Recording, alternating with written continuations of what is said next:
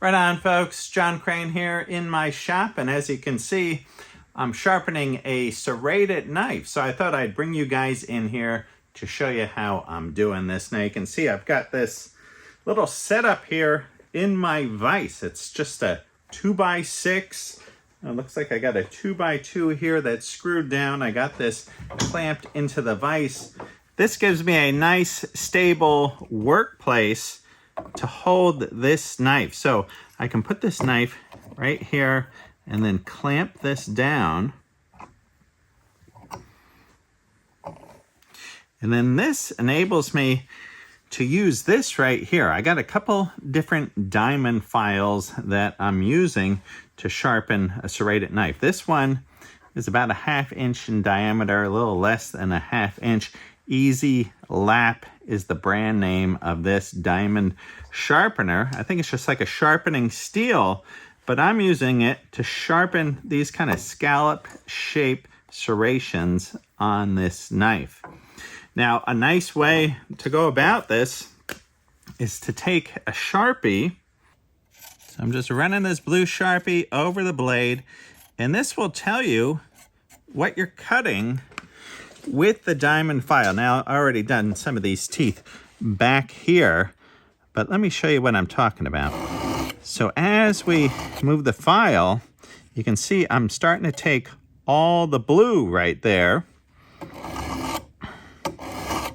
And this is great to have that Sharpie on there, and lets you know if you're at the right angle and if you're cutting what you want to be cutting.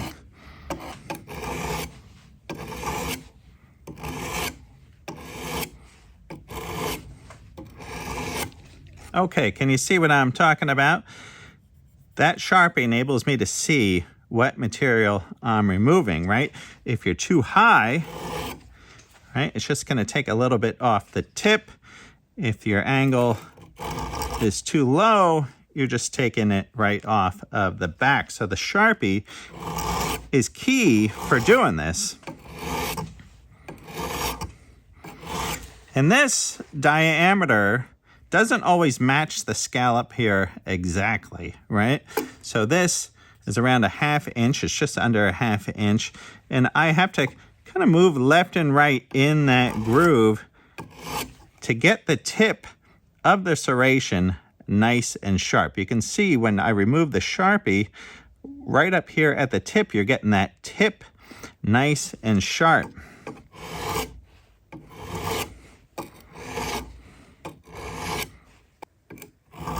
And you can see I'm not always going straight. Sometimes I'm angling a little bit this way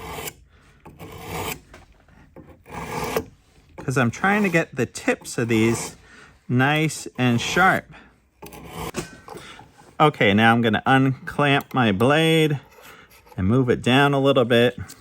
I guess if you want, you could even put a little piece of cardboard under the clamp to keep from scratching the knife. You see I've got a nice light right here. This is key to have some nice light on this, and you can see the shine, you can see what you're doing.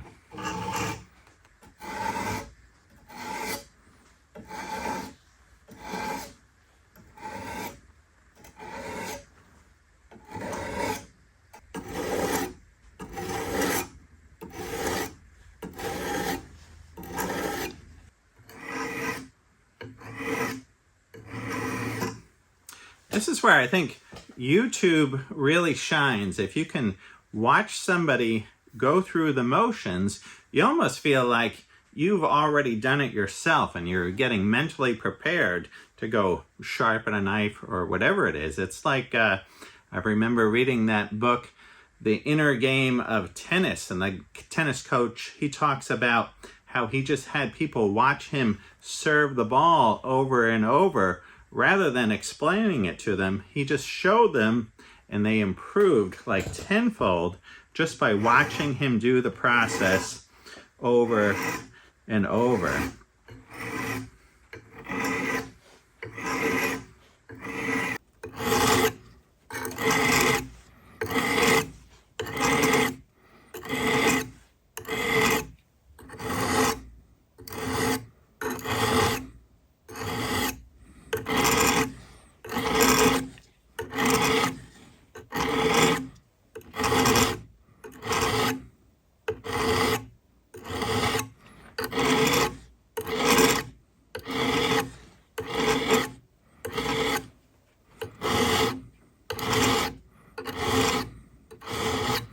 taking this off now, and let me see if I can give you a close-up. You see how there's a little bit of Sharpie right at these points, but I've ground it to where each point now is nice and sharp. But on the back side, we have now raised a burr. I can feel a little burr edge here right on the back side, and we need to remove that. Okay, so to remove that burr, this is what I do. I hold the diamond file here against the table, and I just lightly rub this here on the diamond stone.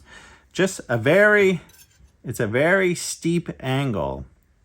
You know, you don't want to go like this, but more like this angle right here.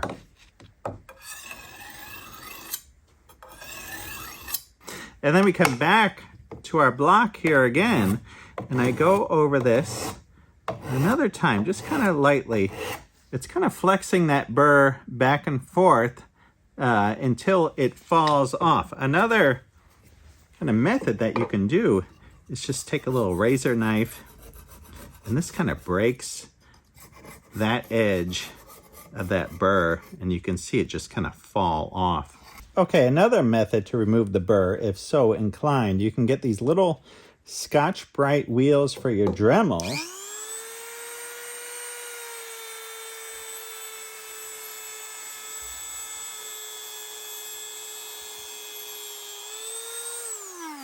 And just run that along the back side, and that helps to remove that burr as well, but not necessary.